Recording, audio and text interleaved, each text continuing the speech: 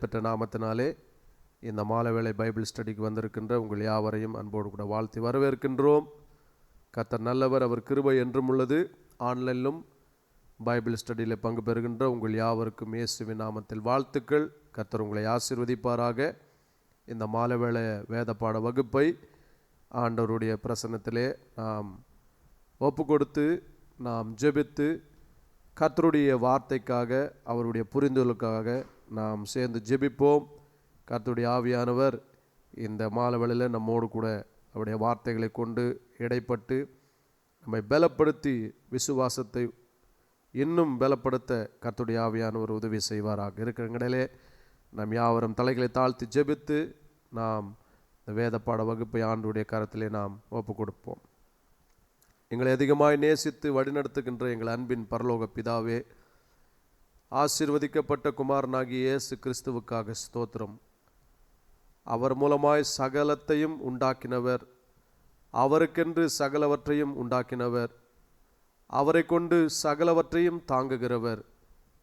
இந்த மாலவேளையில் கிறிஸ்துவை பற்றி நாங்கள் அறிந்து கொள்ள நம்முடைய வார்த்தைகளை தியானிக்க இந்த வேத பாட வகுப்பிலே நாங்கள் கூடியிருக்கின்றோம். பரிசுத்த ஆவியானவர், நீர் வெளிப்பாடுகளை தருகின்றவர், வெளிச்சத்தை தருகின்றவர். குமாரனுக்குள் இருக்கின்ற இந்த தேவனுடைய அன்பையும் ஜீவனையும் பலத்தையும் கிருபையும் நித்திய ஜீவனையும் எங்களுக்குள்ளே ஜீவனாய் கொண்டு வந்து வைக்கின்றவர் அந்த பரிசுத்த ஆவியானவர். அப்போ அந்த மாலை வேளையில் உம்முடைய வார்த்தைகளை தியானிக்கும் போது ஆண்டவரே, உம்முடைய பலத்த வல்லமையோடு கூட நீ இந்த வார்த்தையை கேட்கின்ற ஒவ்வொருவருக்குள்ளும் கிரியை செய்யும்படிக்கு நாங்கள் ஜெபிக்கின்றோம். நீர் இந்த பைபிள் ஸ்டடி ஆசீர்வதியும், நீர் மகிமைப்படும். இயேசுவின் விலையேறப்பெற்ற நாமத்தில் ஜெபிக்கிறோம் நல்ல பிதாவே, ஆமேன் ஆமேன். God bless you. உட்காரலாம். கடந்த வாரத்திலே ஒரு முக்கியமான பைபிள் ஸ்டடியை நாம் துவங்கினோம். தொடர்ந்து அதை நாம் கவனிக்க போகின்றோம். தேவத்துவத்தின் 7 நாள் கிரியை என்கின்ற தலைப்பிலே வேத வார்த்தையை நாம் கவனித்து கொண்டு வருகின்றோம். 7 days work of Godhead என்கின்ற தலைப்பிலே கடந்த வாரம் முதல் நாள், அந்த முதல் நாள் பிதாவாகிய தேவனுடைய நாளாக, அந்த முதல் நாளிலே பிதாவாகிய தேவன் வெளிச்சமாக வெளிப்பட்டார். தேவன் பிதாவாகிய தெய்வமாக வெளிச்சமாக வெளிப்பட்டார் என்கின்ற சத்தியத்தை கடந்த வாரம் நாம் படித்து அறிந்து கொண்டோம். வேத வார்த்தை சொல்லுகிறது போல, நன்மையான எந்த ஈவும் பூரணமான எந்த வரமும் பரத்திலிருந்து உண்டாகி சோதிகளின் பிதாவினிடத்திலிருந்து இறங்கி வருகிறது என்று கர்த்தருடைய வார்த்தையை நாம் வாசித்தோம். He is the father of lights என்று சொல்லப்பட்டிருக்கிறது. அதாவது வெளிச்சத்தின் பிதா, வெளிச்சங்களின் பிதா என்று சொல்லப்பட்டிருக்கிறது. ஆகவே வெளிச்சம் என்று சொன்னால் பிதா, அந்த பிதாவுக்குள்ளிருந்து புறப்பட்டு வந்த வெளிச்சத்தின் கதிராகிய, அந்த வெளிச்சத்தினுடைய பிரசன்னமாகிய குமாரன் இயேசு கிறிஸ்து, அவர் இந்த உலகத்திற்கு வெளிச்சமாக வந்தார். அந்த வெளிச்சமாக வந்தவர், பிதாவினிடத்தில் வந்தவர், பிதாவினுடைய கிரியைகளை மனிதர்களுக்குள் செய்து மரித்து போயிருந்த இருளில் இருந்த மக்களுக்கு அவர் வெளிச்சத்தை அவர் கொடுத்தார் என்பதை குறித்து கடந்த வகுப்பிலே நாம் தேவனுடைய வார்த்தையை நாம் அறிந்து கொண்டோம். இன்றைக்கு இந்த பிதா என்கின்ற வார்த்தை அல்லது நாமத்தினுடைய எபிரேய வார்த்தை என்னவென்று சொன்னால் அப் அல்லது அவ் என்று எபிரேய மொழியிலே மொழிபெயர்க்கப்பட்டிருக்கிறது. AV R AB. இந்த அப் என்கின்ற எபிரேய வார்த்தை 2 எபிரேய எழுத்துக்களிலிருந்து வந்திருக்கின்றது. முதல் எபிரேய எழுத்தும் 2வது எபிரேய எழுத்தும். முதல் எபிரேய எழுத்து அலெஃப், 2வது எபிரேய எழுத்து பெட். இந்த அலெஃப் அண்ட் பெட், இந்த 2 வார்த்தையினுடைய எழுத்துக்களினுடைய அர்த்தம் என்னவென்று சொன்னால் ஃபாதர் சன் என்று அர்த்தம். அலெஃப் என்று சொன்னால் ஃபாதர் அப்படின்னு அர்த்தம், மைட்டி லீடர்னு அர்த்தம். பெட் என்று சொன்னால் ஹோம் அல்லது சன் என்று அர்த்தம். இந்த இரண்டையும் சேர்த்து முதல் எழுத்துக்களை நாம் எடுத்து பார்க்கும் பொழுது ஏ பி என்று வரும். அலஃபிலிருந்து ஏவையோ பீட் என்கின்ற வார்த்தையிலிருந்து பியும் எடுத்து ஒன்று சேர்த்தால் அது அப் என்று வரும். இந்த அப் என்கின்ற வார்த்தையிலிருந்து தான் அப்பா என்கின்ற வேர்டும் வந்திருக்கிறது. அந்த அரமிக் வேர்டில் அப்பா என்று சொன்னால் ஃபாதர் என்று அர்த்தம். இந்த அப்பா இல்லை அப் என்று சொன்னால் தகப்பன் என்று அர்த்தம். இந்த தகப்பன் ஒரு தனிநபராக இல்லாமல் குமாரனோடு கூட சேர்ந்திருப்பதை இந்த வார்த்தையிலே, அந்த எபிரேய வார்த்தையிலே நாம் கவனிக்க முடியும். அப் என்று சொன்னால் அலெஃப் ஃபாதர், பெயட் சன், குமாரனும் பிதாவும் சேர்ந்து இருப்பதையே இந்த வேத வசனங்களிலே நாம் இந்த எபிரேய மொழி, இந்த எழுத்திலே நாம் கவனிக்க முடியும்.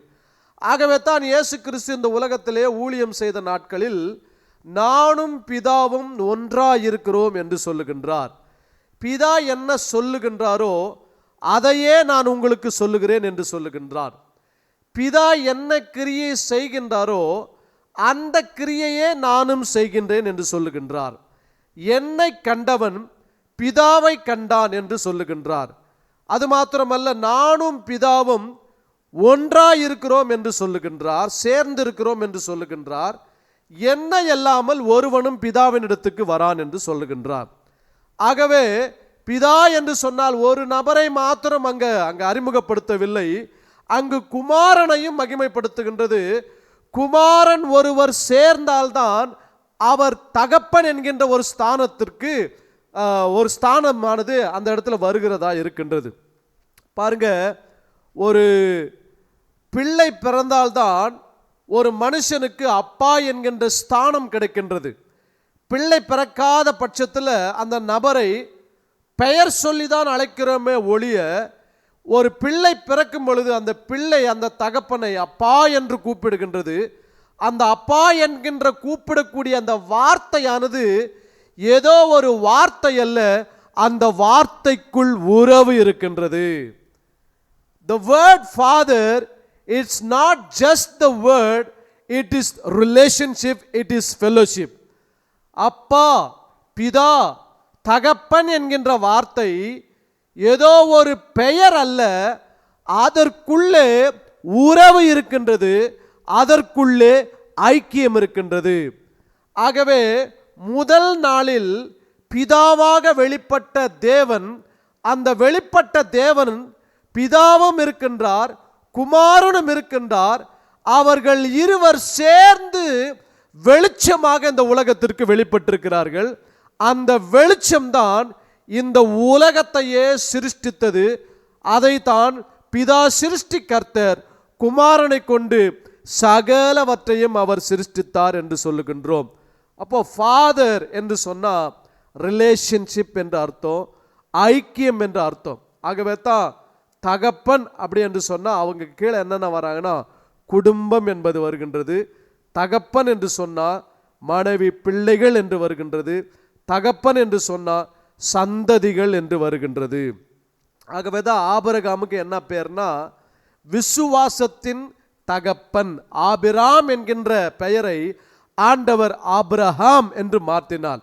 அப்போ ஆபிரகாம் என்று சொன்னால், ஆபிராம் என்று சொன்னால் மேன்மைப்படுத்தப்பட்ட தகப்பன். ஆனால் ஆபிரகாம் என்று சொன்னால் விசுவாசிகளின் தகப்பன் அல்லது விசுவாசத்தின் தகப்பன் அல்லது பூமியிலே விசுவாசிக்கின்ற யாவருக்கும் தகப்பனாயிருக்கிறார் என்று அர்த்தம். அப்போ எப்போ அந்த ஆபிரகாமுக்கு அந்த ஸ்தானத்தை ஆண்டவர் தரார்னா, எப்போ பெயரை மாத்துறாருன்னா, ஆண்டவர் ரெண்டு பேருக்குமே பெயரை மாத்துறாரு. ஆபிரகாமுக்கும் பெயர் மாத்துறாரு, சாரா என்கின்ற பெயரை சாராள்னு மாத்துறாரு, ஆபிராம் என்கின்ற பெயர் ஆபிரகாம் என்று மாத்துறாரு. எப்போ மாத்தினாரோ அதற்கு பின்பதாக ஈசாக்கு அவர்களுக்குள்ளிருந்து வெளியே வருகின்றார். அந்த ஈசாக்கு வெளியே வந்த பின்பதான் அவர்களை ஜாதிகளுக்கு தகப்பன் என்றும் ஜாதிகளுக்கு தாய் என்று ஆண்டவர் அறிமுகப்படுத்துகின்றார். இந்த சாரா ஆபிரகாம் என்கின்ற ரெண்டு பெயருக்குள்ள ஆண்டவர் ஹே என்கின்ற ஒரு வார்த்தை, எபிரேய வார்த்தையை வைக்கின்றார். சாரா என்கின்ற வார்த்தைக்குள்ள ஹே வைக்கும் பொழுது சாரா என்று வருகின்றது. ஆபிரகாம் என்கின்ற வார்த்தைக்குள்ள பெயருக்குள்ள ஹே வைக்கும் பொழுது எபிரேய வார்த்தையை ஹே வைக்கும் பொழுது ஆப்ரஹாம் என்று வருகின்றது. அவர்களுக்குள்ளே இந்த ஹே என்கின்ற வார்த்தை எபிரேய வார்த்தையில் ஐந்தாவது எழுத்து. கிருபை, ஜீவன், வெளிப்பாடு என்று அர்த்தம். இந்த கிருபையையும் ஜீவனையும் தேவன் அவர்கள் இருவர்களுக்குள்ள வைத்த பின்பதாகத்தான் ஈசாக்கு பிறக்கின்றார். ஈசாக்கு என்று சொன்னால் சந்தோஷம் என்ற அர்த்தம், நகைப்பு என்ற அர்த்தம், அல்லது ஆடல், ஆனந்தம் என்ற அர்த்தம். அப்ப எப்போ இந்த சந்தோஷம், ஆனந்தம், பேரின்பம் வருகிறதுனா ஒரு குடும்பத்திலே ஒரு குழந்தை பிறக்கும் பொழுதுதான் சந்தோஷமும் ஆனந்தமும் பேரின்பமும் வருகின்றது. அதுதான் புதிய ஏற்பாட்டில் யோவான் ஸ்நானன் பிறக்கும் பொழுது சொல்றாரு, பரிசுத்த ஆவியானவர் வேதத்தில் எழுதி வச்சிருக்கிறாரு, யோவான் பிறக்கும் பொழுது இது அவனுக்கு அநேகருக்கு சந்தோஷத்தை இவன் கொண்டு வருவான் என்று சொல்லப்பட்டிருக்கிறது. இயேசு கிறிஸ்து பிறந்த பொழுது வானத்திலிருந்து வந்த தேவ தூதர்கள் இதோ எல்லா ஜனத்திற்கும் மிகுந்த சந்தோஷத்தை உண்டாக்கக்கூடிய நற்செய்தியை உங்களுக்கு அறிவிக்கின்றேன். இப்ப சந்தோஷம் எப்படி வருகின்றது? பிள்ளை பிறந்தால்தான் சந்தோஷம் வருகிறது. பிள்ளை பிறக்கும் பொழுதுதான் தகப்பன் என்கின்ற ஸ்தானமோ தாய் என்கின்ற ஸ்தானமும் ஒருவருக்கு கொடுக்கப்படுகின்றது. அப்போ பிதா அப்பா என்று சொன்னால் குமாரன் இணையும் பொழுதுதான் அப்பா என்கின்ற ஸ்தானம் அங்கு வெளிப்படுகின்றது. குமாரனும் பிதாவும் இணையும் பொழுது வெளிச்சம் இந்த உலகத்திற்கு வருகின்றது. வெளிச்சம் வந்து வெளிச்சங்களை படைக்கின்றது. வெளிச்சங்கள் என்று சொன்னா பிள்ளைகள் என்று அர்த்தம். ஆகவே தான் கர்த்தருடைய வார்த்தையில நீங்க வெளிச்சத்தின் பிள்ளைகளாய் இருக்கிறீர்களே என்று அப்போஸ்தலன் சொல்லுகின்றார். ஜோதிகளின் பிதா என்று சொன்னா பிள்ளைகளை உடைய தகப்பன் என்று அர்த்தம். அப்போ முதல் நாளில் டே ஒன், அந்த முதல் நாள் பிதாவின் நாள் என்று நாம் கடந்த வாரம் கவனித்தோம். இன்றைக்கு டே 2, த செகண்ட் டே, ரெண்டாவது நாளை குறித்து நாம் தியானித்து அதில் குமாரனை பற்றி, த டே 2 இஸ் த சன், ரெண்டாவது நாள் தேவகுமாரனுடைய நாள். இந்த ரெண்டாவது நாளிலே தேவகுமாரன் எப்படி சிருஷ்டிப்புகளுக்குள்ளே சிருஷ்டிப்பின் மூலமாய் தம்மை வெளிப்படுத்தியிருக்கிறார் என்பதை குறித்து நாம் கவனிக்க போகின்றோம். கடந்த வாரம் நாம் தெளிவாய் கவனித்தோம், கடவுள் ஒருவர், கடவுள் 3 தன்மைகளில் இந்த உலகத்திற்கு வெளிப்பட்டிருக்கின்றார். பிதாவாகவும் குமாரனாகவும் பரிசுத்த ஆவியானவராகவும் வெளிப்பட்டிருக்கின்றார். இந்த பிதாவாக வெளிப்பட்ட பொழுது வெளிச்சமாக வெளிப்படுகின்றார். பிதா என்று சொன்னா ஃபாதர், அபா என்ற அர்த்தம். அபா என்கின்ற எபிரேய வார்த்தைக்குள்ள தகப்பனும் குமாரனும் சேர்ந்தே இருக்கிறார்கள். சேர்ந்து இருக்கும் பொழுது அவர்கள் வெளிச்சமாக இந்த உலகத்திற்கு வெளிப்பட்டு வெளிச்சங்களை படைத்தவர்களாக இருக்கின்றார்கள். இன்றைக்கு இந்த குமாரனை குறித்து அந்த காட் ஹெட், அதில் 2வது நபர், அதாவது அவர் 2வது இடத்துல இருக்கிறபடினால பிதாவுக்கு சமமானவராக இருக்கின்றார். தேவனை போலவே இருக்கின்றார், தேவனாகவே அவர் இருக்கின்றார். அந்த தேவன் குமாரனுக்குள் எப்படியாய் வெளிப்பட்டார், குமாரனுக்குள் வெளிப்பட்ட தேவன் என்ன சிருஷ்டிப்பை சிருஷ்டித்திருக்கிறார் என்பதை குறித்து இந்த 2வது நாளிலே குமாரன் எப்படி வெளிப்பட்டு இந்த உலகத்திற்கு எப்படி சிருஷ்டிப்புக்குள் தன்னை வெளிப்படுத்தியிருக்கிறார் என்பதை குறித்து நாம் கவனிக்க போகின்றோம். ஆதியாகமம் 1ஆம் அதிகாரம் அதனுடைய 6ஆம் வசனத்திலிருந்து 8ஆம் வசனம் வரைக்கும் நாம் வாசிக்க போகின்றோம். ஆதியாகமம் 1ஆம் அதிகாரம் 6லிருந்து 8 வசனங்கள். பின்பு தேவன் ஜலத்தின் மத்தியில் ஆகாய விரிவு உண்டாக கடவது என்றும் அது ஜலத்தினின்று ஜலத்தை பிரிக்க கடவது என்றும் சொன்னார். இந்த வசனங்களை வாசிக்கும் பொழுது 2 நாளைக்கு முன்பதாக என் மகன் படிக்கின்ற ஸ்கூலில் சயின்ஸ் ஃபேக்ட்ஸை கொடுத்து ஒரு ப்ரெசன்டேஷன் கொடுக்க வேண்டும் என்று சொல்லி அவர்களுடைய ஆசிரியர்கள் கேட்டுக்கொண்டார்கள். ஆகவே அவருக்கு உதவி செய்ய வேண்டும் என்று சொல்லி நான் ஒரு சில கூகுளில் சயின்ஸ் ஃபேக்ட்ஸை பற்றி படிக்கிறப்போ இந்த உலகத்தில் மெஜாரிட்டி ஆஃப் ஆக்சிஜன் எதிலிருந்து ப்ரொடியூஸ் ஆகுதுன்னா ஓஷன்ஸிலிருந்து ப்ரொடியூஸ் ஆகுது. 50 to 80% of oxygen produced by the ocean என்று சொல்லப்பட்டிருக்கிறது. இந்த சமுத்திரம், கடலில் இருக்கின்ற தண்ணீரில் தான் 50லிருந்து 80% ஆக்சிஜன் இந்த உலகத்தில் இருக்கின்ற எல்லா படைப்புகளுக்கும், மரம் செடி கொடிகளை தவிர இந்த உலகத்தில் ஜீவ ஜந்துகள் எல்லாவற்றுக்கும் ஆக்சிஜன் எங்கிருந்து வருதுன்னா, இந்த கடலில் இருக்கின்ற தண்ணி ஆனது ஆக்சிஜனை ப்ரொடியூஸ் பண்ணி தருகிறது என்பதை குறித்து படிக்கிறப்போ, இந்த ஆதியாகமம் 1ஆம் அதிகாரத்தில் எவ்வளவு ஆண்டவர் நல்லவர், இந்த தண்ணீரை குறித்து அங்கே எழுதி வச்சிருக்கிறாரு. சமுத்திரத்தை பிரிச்சிருக்கிறாரு, சமுத்திரத்தை குறித்து எழுதி வச்சிருக்கிறாரு. இவைகள் எல்லாவற்றையும் நமக்கு நன்மைக்கு ஏதுவானவைகளாகவே ஆண்டவர் செய்திருக்கின்றார். ஆகவே 7ஆம் வசனத்தை வாசிக்கும் பொழுது, தேவன் ஆகாய விரிவை உண்டு பண்ணி ஆகாய விரிவுக்கு கீழே இருக்கிற ஜலத்திற்கும் ஆகாய விரிவுக்கு மேலே இருக்கிற ஜலத்திற்கும் பிரிவுண்டாக்கினார். அது அப்படியே ஆயிற்று. தேவன் ஆகாய விரிவுக்கு வானம் என்று பெயரிட்டார். சாயங்காலமும் விடியற் காலமுமாகி 2ஆம் நாள் ஆயிற்று என்று வேதவசனம் சொல்லப்பட்டிருக்கு. முதல் நாளிலே பிதா வெளிப்பட்டார் என்று கடந்த வாரம் நாம் கவனித்தோம். 2வது நாளில் குமாரன் எப்படி வெளிப்பட்டிருக்கிறார் என்று நாம் கர்த்தருடைய வார்த்தையை நாம் கவனிக்க போகின்றோம். இங்கே ஆகாய விரிவுக்கு தேவன் வானம் என்று பெயரிட்டார் என்று சொல்லப்பட்டிருக்கிறது. குமாரனாகிய தேவனுக்கு இன்னொரு பெயரும் உண்டு. அவருக்கு என்ன பெயர்னா, பகல் என்கின்ற இன்னொரு பெயர் உண்டு. டே எபிரேய வார்த்தையில் அதை யோம் என்று சொல்லுவாங்க. அதை நாம் பிறகு கவனிப்போம். பகல் என்கின்ற இந்த வார்த்தைக்கு இந்த வார்த்தைக்கும் குமாரனுக்கும் சம்பந்தம் உண்டு. ஆதியாகமம் 1ஆம் அதிகாரம் 5ஆம் வசனத்தில் தேவன் வெளிச்சத்திற்கு பகல் என்று பெயரிட்டார். God called the light the day.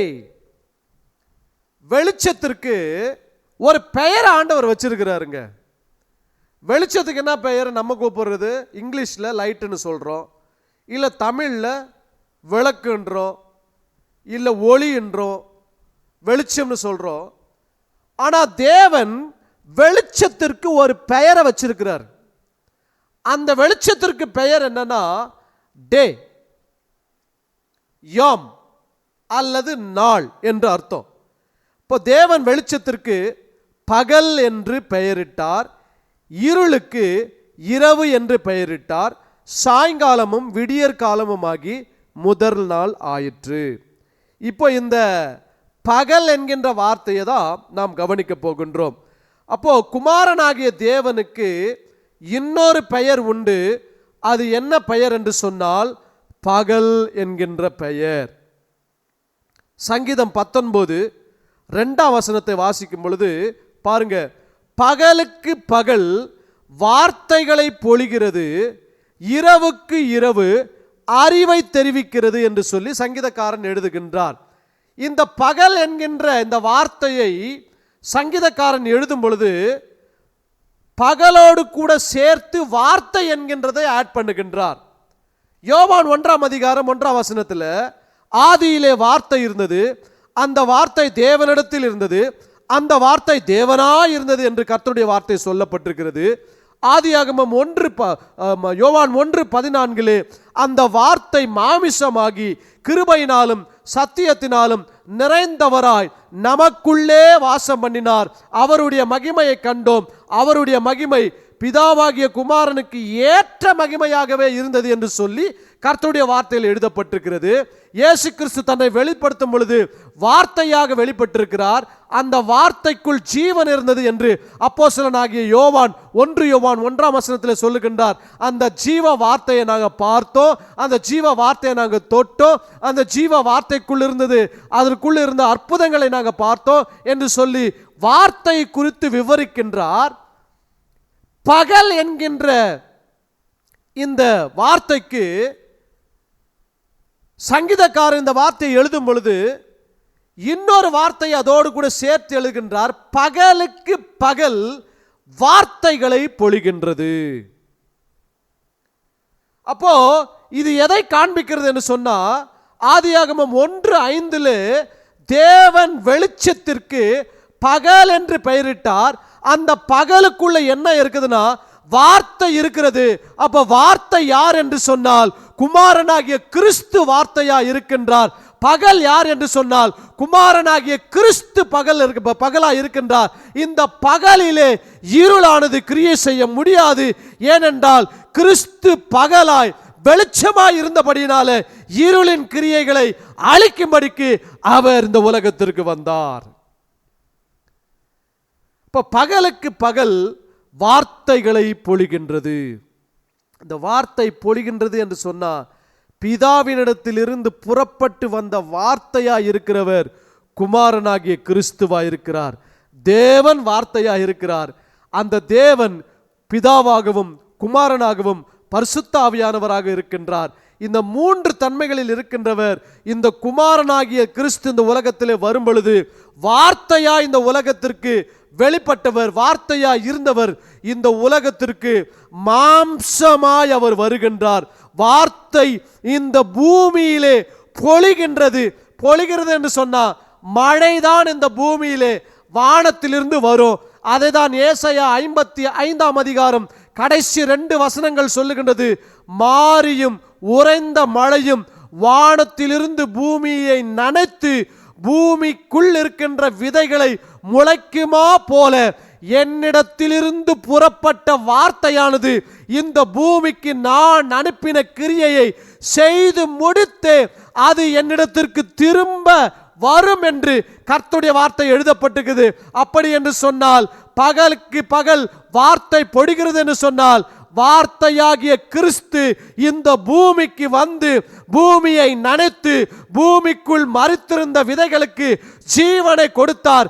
நமக்கு ஜீவனை கொடுத்தது மாத்திரமல்ல, அவருடைய சித்தத்தை நிறைவேற்றி அந்த வார்த்தையானது என்னிடத்திற்கு மறுபடியும் திரும்பும் என்று சொல்லப்பட்டதுபடி இயேசு கிறிஸ்து வந்து மரித்து ஜீவனை கொடுத்து மறுபடியும் உயிரோடு கூட எழுந்து வார்த்தையாய் பரத்துக்கு ஏறி சென்று இன்றைக்கு சிங்காசனத்தில் வீற்றிருக்கிறார். அவருடைய நாமம் தேவனுடைய வார்த்தை என்று வெளிப்படுத்தலே எழுதப்பட்டிருக்கிறது. இப்ப பகலுக்கு பகல் வார்த்தையை பொழிகின்றது. வெளிச்சத்திற்கு தேவன் பகல் என்று பெயரிட்டார். பகல் என்று சொன்னால் வார்த்தை என்ற அர்த்தம்.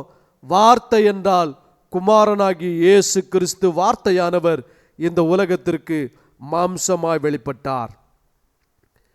அப்ப இயேசு கிறிஸ்து இந்த உலகத்திலே ஊழியம் செய்த நாட்களிலே அவர் பகற்காலங்களில் பலவிதமான அற்புத அடையாளங்களை செய்தார். இன்றைக்கும் அதே இயேசு கிறிஸ்து உயிருள்ளவராய் இருக்கின்றார். இந்த வார்த்தையை கேட்டுக்கொண்டிருக்கிற உங்களுடைய வாழ்விலையும் அற்புதங்களை செய்ய அவர் உண்மையுள்ளவராய் இருக்கின்றார். ஒரு சில வசனங்களை நாம் வாசிக்க போகின்றோம். லூக்கா எழுதின சுவிசேஷ புத்தகம் அதனுடைய 21 அதிகாரம் 37 வசனத்தை வாசிக்க போகின்றோம். அவர் பகற்காலங்களில் தேவாலயத்திலே உபதேசம் பண்ணி கொண்டிருந்து ராக்காலங்களிலே வெளியே போய் ஒலிவமலை எனப்பட்ட மலையிலே தங்கி வந்தார். நல்லா கவனிக்கணும். இந்த வசனத்தில் பகற்காலம் என்று எழுதப்பட்டிருக்கிறது, ராக்காலம் என்று எழுதப்பட்டிருக்கிறது. இந்த பகற்காலத்தில் அவர் என்ன செய்தார்னா ஜெப ஆலயத்தில் போய் உபதேசம் பண்ணினார் என்று வேதவசனம் சொல்லுகின்றது. இப்போ சங்கீதம் 19 2 வசனத்தை போடுங்களேன். பகற்காலம் பகலுக்கு பகல் என்ன பண்றதுங்க? வார்த்தையை பொழிகின்றது. இப்ப லூக்கா எழுதின சுவிசேஷ புத்தகத்தில் அவர் பகற்காலங்களிலே தேவாலயத்திலே உபதேசம் பண்ணி கொண்டிருந்தார். அப்படின்னா வார்த்தை உபதேசம் பண்ணி கொண்டிருக்கிறது அல்லது வார்த்தையானது பொழிந்து கொண்டிருக்கிறது என்ற அர்த்தம். இப்போ இயேசு கிறிஸ்து இந்த உலகத்திற்கு வார்த்தையாய் வந்து பகலாய் வந்து வெளிச்சமாய் வந்து கிரியை செய்ய போகிறார் என்பதைத்தான் ஆதியாகமம் 1 அதிகாரம் 1 வசனத்திலிருந்து இன்னைக்கு வாசிக்கப்பட்ட 6 வசனத்திலிருந்து 8 வசனத்திலிருந்து ஆவியானவர் குமாரனையே இந்த உலகத்திற்கு வெளிப்படுத்தி காண்பித்துக் கொண்டிருக்கின்றார். காண்பிக்கும் பொழுது பிதாவுக்குள் இருந்து புறப்பட்டு வந்த குமாரனாகியவர் அவர் தேவனால் ஒரு பெயர் வைக்கப்படுகின்றார். அந்த தேவன் அந்த வெளிச்சத்திற்கு என்ன பெயர் வைக்கிறார் என்று சொன்னா பகல் என்று வைக்கின்றார். அந்த பெயரை வைக்கும் பொழுது அந்த பகலோடு கூட வார்த்தை சேர்ந்திருக்கிறது. அந்த பகல் வந்து பேசுகிறது. பேசும் பொழுது தேவாலயத்திலே உபதேசம் பண்ணி கொண்டிருக்கிறது. அந்த உபதேசம் என்ன செய்கிறதுன்னு சொன்னால் யோவான் 15 அதிகாரம் 1 2 3 வசனங்களை வாசிக்கும் பொழுது, நானே திராட்சை செடி, என் பிதா திராட்சை தோட்டக்காரர் என்று சொல்லுகின்றார். என்னிலே ஒருவன் நிலைத்திருந்தால் மிகுந்த கனிகளை கொடுக்கின்றான். என்னில் கனி கொடுக்காதவனை பிதா வெட்டி அதை அக்கினியிலே போடுகின்றார்.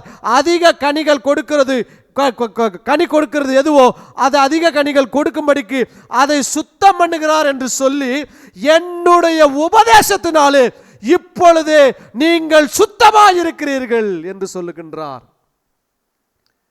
யோவான் 15ஆம் அதிகாரம் அதனுடைய 3ஆம் வசனத்தை நாம் வாசிக்க கேட்போம். யோவான் 15:3 வசனம், நான் உங்களுக்கு சொன்ன உபதேசத்தினாலே நீங்கள் இப்பொழுதே சுத்தமாயிருக்கிறீர்களே. யோவான் 17ஆம் அதிகாரம் 17ஆம் வசனம் சொல்லுகின்றது, உம்முடைய சத்தியத்தினாலே அவர்களை பரிசுத்தமாக்கும், உம்முடைய வசனமே சத்தியம். Your word is truth. The word is cleansing you. The word is making to be holy. இந்த வார்த்தை தான் உன்னை சுத்திகரிக்கிறது. இந்த வார்த்தை தான் உன்னை பரிசுத்தமாக்குகிறது. இந்த வார்த்தை தான் உன்னை மறுரூபமாக்குகின்றது. இந்த 3 வசனங்களை வாசிக்கும் பொழுது, இயேசு கிறிஸ்து பகற்காலத்தில் தேவாலயத்திலே உபதேசம் பண்ணி கொண்டிருந்தார். அந்த உபதேசம் என்ன செய்கிறது என்று சொன்னா, யோவான் 15:3 படி, நான் சொன்ன உபதேசத்தினாலே இப்பொழுதே நீங்கள் சுத்தமாய் இருக்கிறீர்கள். யோவான் 17:17 சொல்லுகின்றது, உம்முடைய சத்தியத்தினாலே அவர்களை பரிசுத்தமாக்கும், உம்முடைய வசனமே சத்தியம். அப்போ குமாரனுக்கு இன்னொரு பெயர் உண்டு, டே, பகல் என்று ஒரு பெயர் உண்டு. அந்த பகலிலே இயேசு கிறிஸ்து என்ன செய்தார்? அவர் பகற்காலத்தில் தேவாலயத்திலே உபதேசம் பண்ணி கொண்டிருந்தார். இயேசு கிறிஸ்துனுடைய உபதேசம் பிசாசுகளை துரத்துவது, இயேசு கிறிஸ்துனுடைய உபதேசம் வியாதிகளை சுகப்படுத்துவது, இயேசு கிறிஸ்துனுடைய உபதேசம் பாவங்களிலிருந்து ஜனங்களை விடுதலை செய்வது, இயேசு கிறிஸ்துனுடைய உபதேசம் மரித்தவர்களை உயிரோடு கூட எழுப்புவது, இயேசு கிறிஸ்துனுடைய உபதேசம் பிதாவும் நானும் ஐக்கியமாக இருக்கிறது போல நீங்கள் ஒருவரில் ஒருவர் அன்பாயிருங்கள் என்பதுதான் இயேசு கிறிஸ்துனுடைய உபதேசம். அடிமைத்தனத்திலிருந்து விடுதலையாக்கப்படுவது இயேசு கிறிஸ்துனுடைய உபதேசம். பாரம்பரிய கட்டுகளிலிருந்து விடுதலையாக்கப்படுவது இயேசு கிறிஸ்துனுடைய உபதேசம். அதுவே அவருடைய பிரமாணமாயிருக்கிறது. அதை தான் ரோமர் 8ஆம் அதிகாரம் 1-2 சொல்லுகின்றது. ஆனபடியினாலே கிறிஸ்து இயேசுக்குட்பட்டவர்களாய் மாம்சத்தின் படி நடவாமல் ஆவியின் படி நடக்கிறவர்களுக்கு ஆக்கினை தீர்ப்பு இல்லை. ஏனென்று சொன்னால், கிறிஸ்து இயேசுவினுடைய ஆவிக்குரிய பிரமாணம் என்னை பாவம் மரணம் என்பவைகளிலிருந்து விடுதலையாக்கிட்டே. சத்தியத்தையும் அறிவீர்கள், சத்தியம் உங்களை விடுதலையாக்கும். குமாரன் உங்களை விடுதலையாக்கினால் மெய்யாகவே விடுதலையாவீர்கள். இந்த பகல் தாங்க உங்களை என்னையும் பாவத்திலிருந்து விடுதலையாக்கி இருக்கிறது. இந்த பகல் தாங்க உங்களை என்னையும் இருளின் அதிகாரத்திலிருந்து விடுதலையாக்கி இருக்கிறது. இந்த பகல் தான் அந்தகாரத்திலிருந்து நம்மை ஆச்சரியமான ஒளியினிடத்துக்கு கொண்டு வந்திருக்கிறது. இந்த பகல் வார்த்தையாகிய கிறிஸ்துவாயிருக்கிறார்.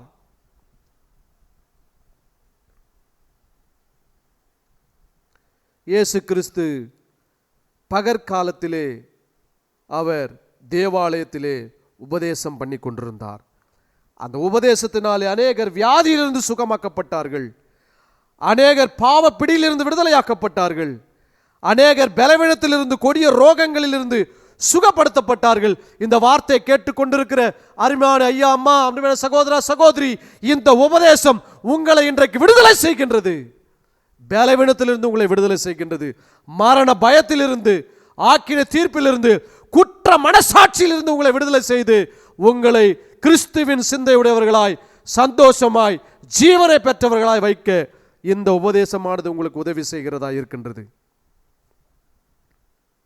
யோவான் எழுதின சுவிசேஷ புத்தகம் 6ஆம் அதிகாரம் அதனுடைய 41ஆம் வசனம் இப்படியாய் சொல்லுகின்றது, நான் வானத்திலிருந்து வந்த அப்பம் என்று அவர் சொன்னதின் நிமித்தம் யூதர்கள் அவரை குறித்து முறுமுறுத்தார்கள். 40ஆம் வசனம் இப்படியா சொல்லுகிறது, குமாரனை கண்டு அவரிடத்தில் விசுவாசமாய் இருக்கிறவன் எவனோ அவன் நித்திய ஜீவனை அடைவதும் நான் அவனை கடைசி நாளில் எழுப்புவதும். கடைசி நாள் என்று எழுதப்பட்டிருக்கிறது. டே என்று சொன்னால் நாள் அர்த்தம், யோம் அப்படின்னு அர்த்தங்க. என்னை அனுப்பினவருடைய சித்தமாக இருக்கிறது. இயேசு வானத்திலிருந்து வந்த அப்பமா இருக்கிறார். பழைய ஏற்பாட்டு காலத்தில் இந்த அப்பம் எப்போ வரும்னா விடியற் காலத்திலே அப்பம் ஜனங்களுக்கு கொடுக்கப்படும். இப்ப இயேசு கிறிஸ்து பகற்காலத்திலே இந்த உலகத்திற்கு கொடுக்கப்பட்டார், பகலாய் கொடுக்கப்பட்டார். அதைத்தான் அவர் சொல்லும் பொழுது நான் வானத்திலிருந்து வந்த அப்பம் என்று சொல்லுகின்றார். அப்போ தேவன் முதல்ல செய்த காரியம் என்னவென்று சொன்னால் வெளிச்சத்திற்கு பகல் என்று பெயர் வைக்கின்றார். ரெண்டாவது நாள் அவர் என்ன செய்கிறார் என்று சொன்னால் இந்த சமுத்திரத்திற்கு என்ன பெயர் வைக்கிறார் என்று சொன்னால் சமுத்திரத்தை பிரித்து அதற்கு ஆகாய விரிவு என்று பெயர் வைக்கின்றார். அந்த ஆகாய விரிவைத்தான் ஹெவன் என்று சொல்லுகின்றோம்.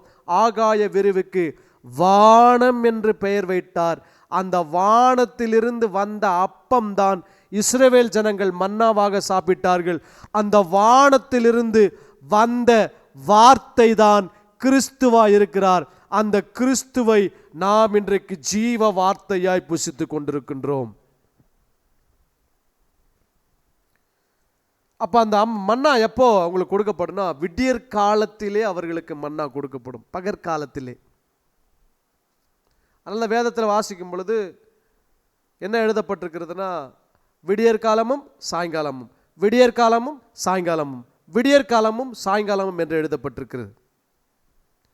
இப்போ இயேசு வானத்திலிருந்து வந்த அப்பமா இருக்கிறார். காலையிலே பூமியின் மேல் மன்னா பெய்திருக்கும். இயேசு கிறிஸ்து இந்த உலகத்திற்கு வார்த்தையாய் வந்து பகலாய் இருந்தவர். அந்த பகலுக்குள் இருந்த வார்த்தை இந்த பூமியிலே பொழிந்து அந்த பூமியை நனைத்து நமக்கு ஜீவனை கொடுத்ததாக இருக்கின்றது.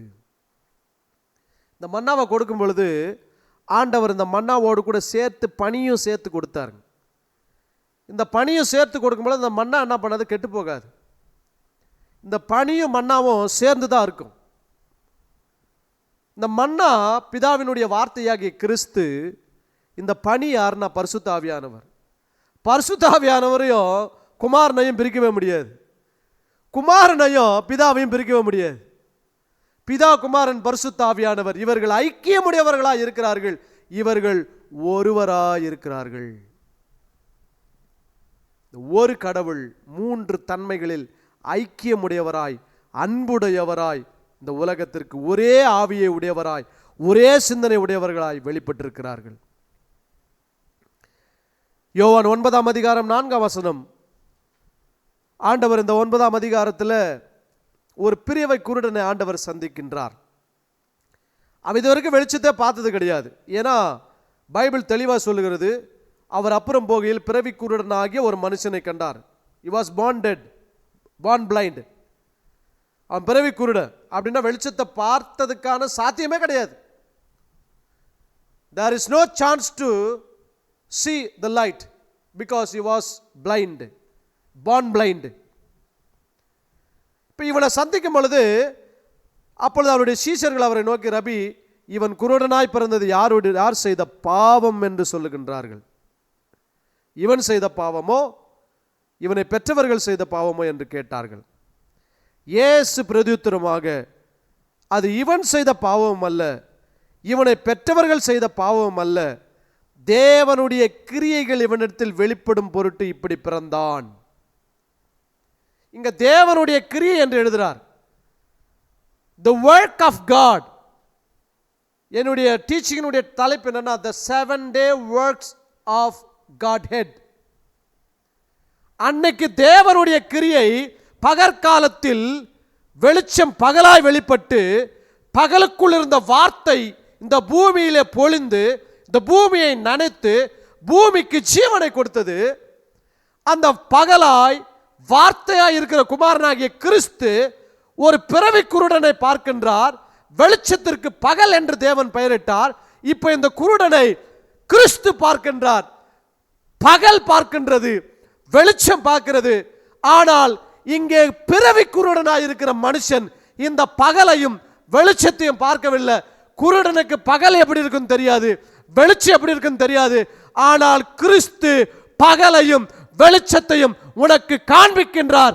எப்படினா, இயேசு கிறிஸ்து பகலாய், நான் தான் வெளிச்சமாய் இருக்கிறேன். இயேசு கிறிஸ்து இந்த உலகத்திற்கு ஒளியாய் வந்து அவனுக்கு காண்பிக்கின்றார். அப்ப 4ஆம் வசனம் சொல்லுகின்றது அற்புதமான ஒரு வசனங்க. பகற்காலம் இருக்கு மட்டும் நான் என்னை அனுப்பினவருடைய கிரியைகளை செய்ய வேண்டும் என்று செய்ய வேண்டும், ஒருவனும் கிரியை செய்யக்கூடாத ராக்காலம் வருகிறது என்று சொல்லுகின்றார். ஆதியாகமம் 1ஆம் அதிகாரம் 5ஆம் வசனத்திலே வெளிச்சத்திற்கு பகல் என்று சொன்னார். அந்த பகல் வந்து கிரியை செய்கிறது. என்ன கிரியை செய்கிறது என்று சொன்னால், இயேசு கிறிஸ்து இந்த வார்த்தையிலே யோவான் 9:5 சொல்லுகின்ற 9:4 சொல்லுகின்றார், பகற்காலம் இருக்க மட்டும் நான் என்னை அனுப்பினவருடைய கிரியைகளை செய்கின்றேன். பிதா வெளிச்சமாக இந்த உலகத்திற்கு குமாரனை அனுப்பினார். அனுப்பப்பட்டவர் பகலா இருக்கிறார். பகல் வார்த்தையா இருக்கிறது. இந்த வார்த்தை இந்த குருடனை பார்த்து பொழிகின்றது. பொழியும் பொழுது பகல் கிரியை செய்கின்றது. அனுப்பினுடைய கிரியை செய்கிறது. என்ன கிரியை செய்கிறது என்று சொன்னா, பிறவி குருடனுடைய கண்களை திறந்து வெளிச்சத்தை கொடுக்கிறது. பகலை காண்கின்றான், இரவை காண்கின்றான், கிறிஸ்துவை அவன் காண்கின்றான். This is the day of the Lord that he has made for us. கர்த்தர் இந்த நாளை நமக்கென்று உண்டு பண்ணியிருக்கின்றார். இதுதான் உங்களுக்கு பகற்காலம். அன்றைக்கு பகற்காலத்திலே தேவகுமாரன் பிதாவினுடைய கிரியைகளை செய்யும்படிக்கு குருடனுடைய கண்களை திறந்திருப்பார் என்று சொன்னார். லாசருவை உயிரோடு கூட எழுப்பியிருப்பார் என்று சொன்னார். 18 வருஷமாய் கூனியாய் இருக்கிற ஸ்திரீக்கு விடுதலை தந்திருப்பார் என்று சொன்னார். 12 வருடமாய் பெரும்பாடு உள்ள ஸ்திரீனுடைய ஊதிரப்போக்கு நின்று அவருடைய சரீரத்திலே தேவனுடைய வல்லமையை அவள் உணர்ந்திருப்பார் என்று சொன்னார். குஷ்டரோகம் நீங்கி புதிய சரீரங்கள், புதிய தோல், புதிய இரத்தத்தினுடைய உருமாறல்கள் அவருக்குள்ளே உண்டாயிருக்கும் என்று சொன்னார். அதே பகலாகிய அதே வார்த்தையாகிய கிறிஸ்துவானவர் இன்றைக்கு மாறாதவராய் உங்கள் சூழ்நிலையிலே, நீங்கள் இருக்கிற இடங்களிலே உங்களுக்கு அருகே வந்து தேவனுடைய கிரியைகளை அவர் செய்ய, பகற்கால கிரியைகளை செய்ய அவர் உண்மை உள்ளவராய் இருக்கிறார். உன்னை விடுதலை செய்யவோ பலப்படுத்தவோ அவர் உண்மை உள்ளவராய் இருக்கின்றார். பகற்காலம் இருக்க மட்டும் நான் என்னை அனுப்பினவருடைய கிரியைகளை செய்ய வேண்டும், ஒருவரும் கிரியை செய்யக்கூடாத ராக்காலம் வருகிறது. நான் உலகத்தில் இருக்கையில் உலகத்திற்கு ஒளியாயிருக்கிறேன் என்று சொன்னார். இயேசு பகற்காலத்திலே தம்முடைய கிரியைகளை செய்து கொண்டிருந்தார். அந்த கிரியை பிசாசுகளை துரத்தி வியாதியஸ்தர்களையும் நோய்களையும் சுகமாக்கி, குஷ்டரோகிகளை சுத்தப்படுத்தி, மரித்தவர்களை உயிரோடு கூட எழுப்பி, பலவீனப்பட்டவர்களை பலப்படுத்தி, காயம் கட்டி, பரிசுத்த ஆவியானவரால் அவர் பேரில் இருந்த அபிஷேகத்தினால நுகங்களை முறித்து, தேவனுடைய தயவின் நாட்களை அவர்களுக்கு அறிவித்து, தேவனுடைய ராஜ்யத்திலே பலன், சமாதானம், சந்தோஷம் உண்டு என்று சொல்லி ஜனங்களுக்குள் இருந்த பாரங்களை நீக்கி அவர்களை ஆசீர்வதித்த அதே கிறிஸ்துவாகிய பகலானவர், வார்த்தையானவர் இன்றைக்கு உங்களுக்கு உதவி செய்ய அவர் உண்மையுள்ளவராயிருக்கின்றார். 1 கொரிந்தியர் 15ஆம் அதிகாரம் 47ஆம் வசனம் இப்படியாய் சொல்லுகின்றது, முந்தின மனுஷன் பூமியிலிருந்து உண்டான மண்ணானவன், 2ஆம் மனுஷன் வானத்திலிருந்து வந்த கர்த்தர். இப்ப ஆதியாகமம் 1:5 வாசிங்க. தேவன் வெளிச்சத்திற்கு பகல் என்று பெயரிட்டார், இருளுக்கு இரவு என்று பெயரிட்டார்.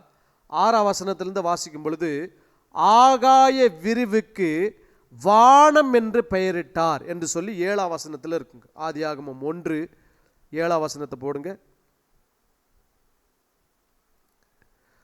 தேவன் ஆகாய விரிவை உண்டு பண்ணி ஆகாய விருக்கு கீழே இருக்கிற ஜலத்திற்கு ஆகாய விருக்கு மேலே இருக்கிற ஜலத்திற்கும் பிரிவுனை உண்டாக்கினார். அது அப்படியே ஆயிற்று. அடுத்த வசனம்,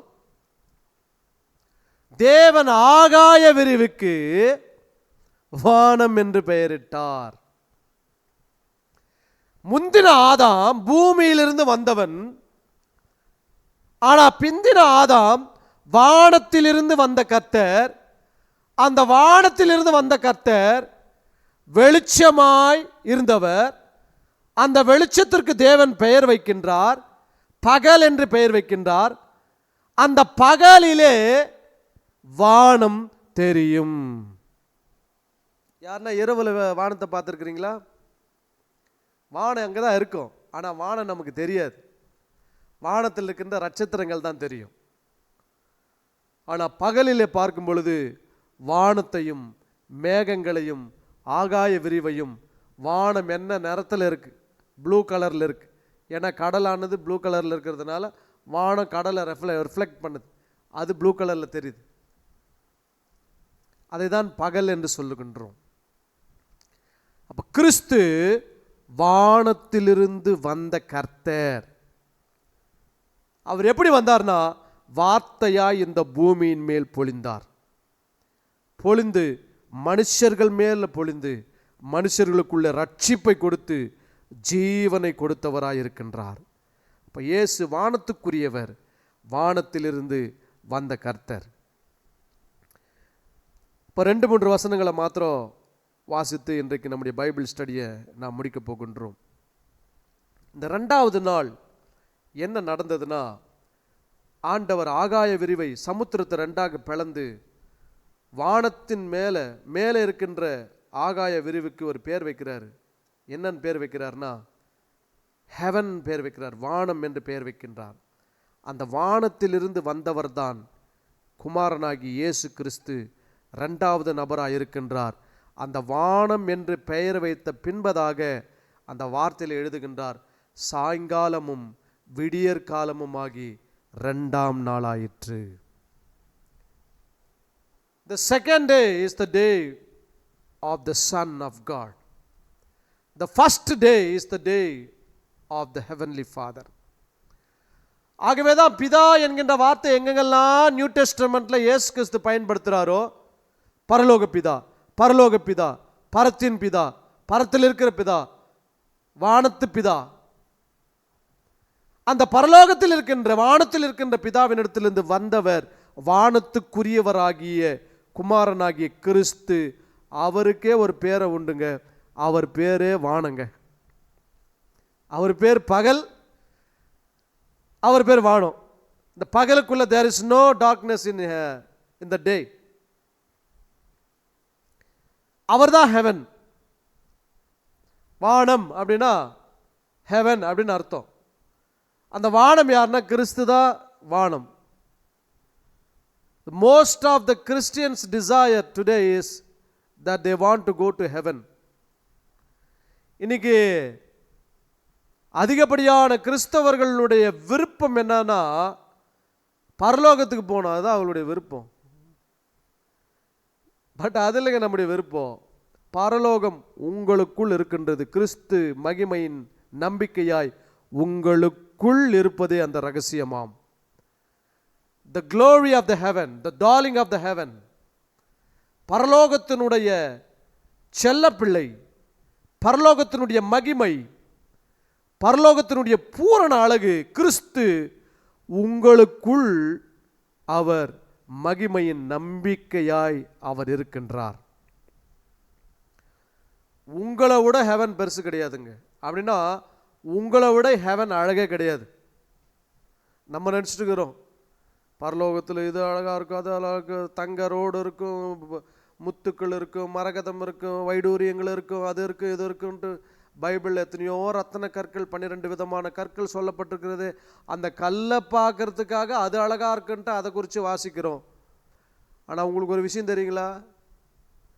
நீங்கள் இல்லாமல் அவர் பரலோகத்தில் இருக்க அவருக்கு விருப்பம் கிடையாது. அப்படின்னா என்ன அர்த்தம்னா, பரலோகத்தை விட அழகானவங்க யாருன்னா நீங்கள் தான் அழகானவங்க. அப்படின்னா பரலோகத்தில் என்னென்ன காரியங்கள் நடக்கின்றதோ அந்த காரியங்கள் உங்களுடைய சரீரத்தில் அதன் அடிப்படையிலே படைச்சிருக்கிறாருங்க. உங்களை போய் உங்கள் கண்ணை டெஸ்ட் பண்ணி, உங்கள் கண்ணுடைய ஒளியை கொஞ்சம் டெஸ்ட் பண்ணி, உங்கள் கண்ணுக்குள்ளே இருக்கிற நரம்புகளெல்லாம் டெஸ்ட் பண்ணுங்கள். அந்த கண்ணுக்குள்ளே இருக்கின்ற ஒளி மண்டலங்களெல்லாம் டெஸ்ட் பண்ணுங்கள். இது எல்லாமே தேவன் படைத்த சிருஷ்டிப்புகளை அப்படியே உங்களுக்குள்ள வைத்து ஒரு சாயலாக ஆண்டவர் படைச்சிருக்கிறார் உங்களை. You are the heaven. நீங்கள் தான் வானம், நீங்கள் தான் பரலோகம். அப்படின்னா நீங்கள் தான் சந்தோஷம், உங்களுக்குள்ள தான் சந்தோஷம், உங்களுக்குள்ள தான் மகிழ்ச்சி, உங்களுக்குள்ள தான் எல்லாமே. நான் பரலோகத்துக்கு போனால் சந்தோஷமாக இருப்பேன். இல்லை இல்லை, நீங்கள் சந்தோஷமாக இருக்க முடியும். ஏனென்றால் பரலோகமே உங்களுக்குள் இருக்கின்றது, கிறிஸ்துவாய் உங்களுக்குள் வாசம் பண்ணுகின்றது. 1 தீமோத்தேயு 2ஆம் அதிகாரம் அதனுடைய 5ஆம் வசனத்தையும் 6ஆம் வசனத்தையும் வாசிக்கப் போகின்றோம். தேவன் ஒருவரே, தேவனுக்கும் மனுஷருக்கும் மத்தியஸ்தர் ஒருவரே, எல்லாரும் மீட்கும் பொருளாக தம்மை ஒப்பு கொடுத்த மனுஷனாகிய கிறிஸ்து இயேசு அவரே இதற்குரிய சாட்சி ஏற்ற காலங்களில் விளங்கி வருகின்றது. அப்போ தேவன் வெளிச்சத்திற்கு பகல் என்று பெயர் விடுகின்றார். இந்த பகலானது வார்த்தைக்கு வார்த்தை பொழிகின்றது. இந்த வார்த்தை கிறிஸ்துவாய் இருக்கின்றார். இந்த வார்த்தையானவர் இந்த உலகத்திற்கு வந்து தேவனுடைய கிரியைகளை அவர் செய்கின்றார். என்ன கிரியை செய்கிறார் என்று சொன்னால், எல்லாரையும் மீட்கின்றார். அதுதான் தேவனுடைய கிரியை.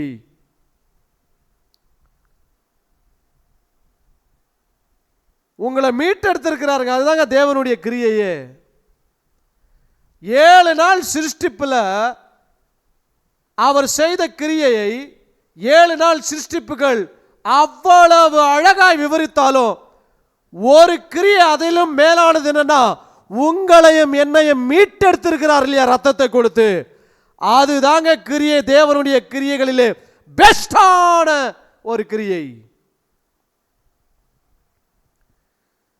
அப்போ தேவனுக்கும் மனுஷனுக்கும் மத்தியஸ்தர் ஒருவரே. அவர் யாருன்னா, மனுஷனாகிய கிறிஸ்து இயேசு. இதை வாசிக்கும் பொழுது மனுஷன் என்ற வார்த்தையை அப்போஸ்தலனாகிய பவுல் எழுதுறார். கிறிஸ்து இயேசுன்னு எழுதுறார். இயேசு கிறிஸ்து அப்படின்னா மனுஷனா இந்த உலகத்திற்கு வந்தவர் அப்படின்னு அர்த்தம். கிறிஸ்து இயேசு அப்படின்னா என்னன்னா, மனுஷனாய் வருவதற்கு முன்பதாகவே இந்த உலகத்தில் இருந்தவர்னு அர்த்தம். கிறிஸ்துவாய் இருந்தவர், மேசியாவாய் இருந்தவர், இயேசுவாக இந்த உலகத்திற்கு வந்தார். கிறிஸ்து என்று சொன்னால் இருந்தவர், இயேசு என்று சொன்னால் இருக்கிறவர், வரப்போகிறவர். இப்ப மனுஷனாகிய கிறிஸ்து இயேசு அவரே என்று மனுஷன் என்கின்ற வார்த்தை எழுதுறார். இப்போ இந்த பகல், வெளிச்சத்திற்கு பகல்னு பேரு.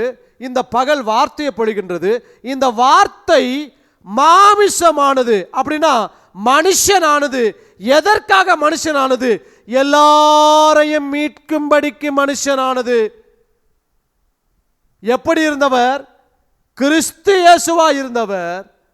இயேசு கிறிஸ்துவாய் இந்த உலகத்திற்கு மாமிசமாய் மனுஷனாய் வந்தார். இந்த மனுஷனாய் வந்தவர் யார் என்று சொன்னார். அதை தான் 1 கொரிந்தியர் 15ஆம் அதிகாரம் 47 வாசித்தோம். முந்தின மனுஷன் பூமியிலிருந்து உண்டானவன், 2ஆம் மனுஷன் வானத்திலிருந்து வந்த கர்த்தர். இந்த வானத்திலிருந்து வந்தவர் தான் எல்லாரையும் மீட்க வந்தவர். பூமியிலிருந்து வந்தவனால எல்லாரும் உண்டாக்கப்பட்டோம். வானத்திலிருந்து வந்தவர்னால எல்லாரும் மீட்கப்பட்டோம். 2 வசனத்தை வாசித்து நாம் முடிக்க போகின்றோம். இந்த மனுஷனா அவர் வந்தார் இல்லைங்களா, இந்த மனுஷனாய் வந்தவருக்குள்ள என்ன இருந்ததுன்னா, கொலோசியர் 2ஆம் அதிகாரம் 9ஆம் வசனம், ஏனென்றால் தேவத்துவத்தின் பரிபூர்ணம் எல்லாம் சரீர பிரகாரமாக, மாம்ச பிரகாரமாக அவருக்குள் வாசமாயிருக்கிறது. When Christ was on this earth, God was in him. Through him, working, casting out the demons, healing people, and doing great works through Christ. கிறிஸ்துவுக்குள் தேவத்துவம், தேவன் உள்ளே வாசமாயிருந்து வியாதிகளை சுகமாக்கி, பலவீனங்களை நீக்கி, ஜனங்களை மீட்டெடுத்து விடுதலை செய்து, மரணத்தை அதட்டி, காற்றையும் கடலையும் அதட்டி, பிசாசின் கிரியைகளை அழித்து, ஜனங்களை விடுதலை செய்து, கிறிஸ்துவுக்குள் தேவத்துவம் பரிபூர்ணமாய், godliness, Godhead was in him fully. கிறிஸ்து தேவனாக இந்த உலகத்திலே வெளிப்பட்டார். பகலாக வெளிச்சமாக வெளிப்பட்டார். அவர் தேவனுக்கு சமமானவர், தேவனை போன்றவர், தேவ மகிமை உடையவர். அந்த கிறிஸ்துவுக்குள் தேவத்துவம் இருந்து, அந்த தேவத்துவம் தான் இந்த உலகத்தில் ஜனங்களுக்கு மீட்பை தந்தது. அதுதான் பவுல் தெளிவா சுவிசேஷமாய் 1 அதிகாரம் 1 தீமோத்தேயு 3 அதிகாரம் 16 வசனத்தில் அழகா சொல்லுவார். அன்றியும் தேவ பக்திக்குரிய ரகசியமானது யாவரும் ஒப்புக்கொள்ளுகிறபடி மகா மேன்மையுள்ளது. தேவன் மாம்சத்தில் வெளிப்பட்டார். God manifested in flesh. தேவத்துவத்தின் ரகசியம், தேவத்துவத்தின் பரிபூர்ணமெல்லாம் சரீர பிரகாரமாக கிறிஸ்துவுக்குள் இருந்தது.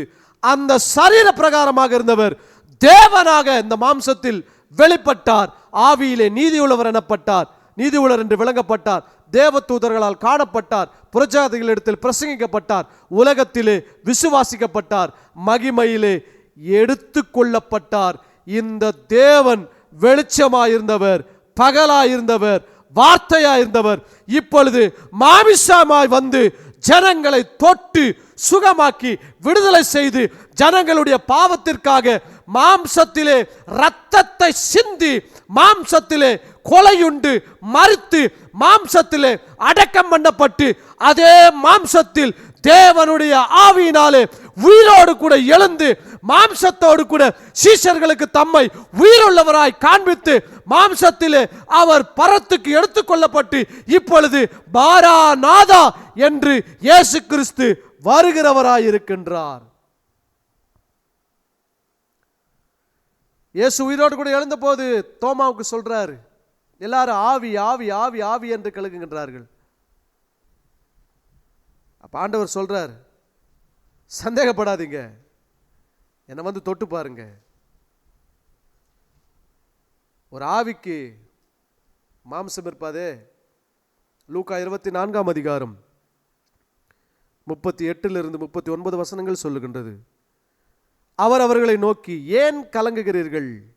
36 வசனத்திலிருந்தே வாசிக்கின்றேன். இவைகளை குறித்து அவர்கள் பேசிக் கொண்டிருக்கையில் இயேசு தாமே அவர்கள் நடுவிலே நின்று அவர்களுக்கு சமாதானம் என்றார். அவர்கள் கலங்கி பயந்து ஒரு ஆவியை காண்கிறதாக நினைத்தார்கள். அவர் அவர்களை நோக்கி, நீங்கள் ஏன் கலங்குகிறீர்கள்? உங்கள் இருதயங்களில் சந்தேகம் எழும்புகிறது என்ன? நான் தான் என்று அறியும்படிக்கு என் கைகளையும் என் கால்களையும் பாருங்கள், என்னை தொட்டு பாருங்கள். நீங்கள் காண்கிறபடி எனக்கு மாமிசமும் எலும்புகளும் உண்டாயிருக்கிறது போல ஒரு ஆவிக்கு இராதே என்று சொல்லி. ஹல்லேலூயா. God manifested in flesh. That flesh destroyed and dead and was buried. That flesh was resurrected, and that flesh showed to his disciples, test me by touching my body and bone. என் சரீரத்தை எலும்பு தொட்டுப்பார், தொட்டு பார்த்து என் ஆவி நினைக்காத, உங்க கூட எப்படி இருந்தனோ அதே போல நான் உயிரோடு கூட எழுந்து வந்தவராக இருக்கின்றேன்.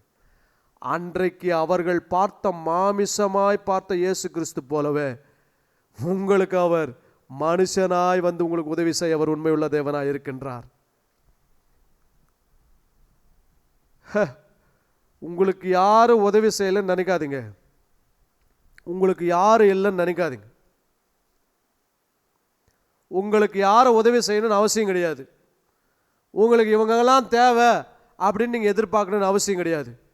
உங்களை உண்டாக்கின உங்களை படைத்த, உங்களை உருவேற்படுத்தின, உங்களோடு கூட இருக்கின்ற உயிருள்ள ஒரு கடவுள், தேவகுமாரனாகிய மெய்யான தேவனாகிய இயேசு கிறிஸ்து உங்களோடு கூட இருக்கின்றார்.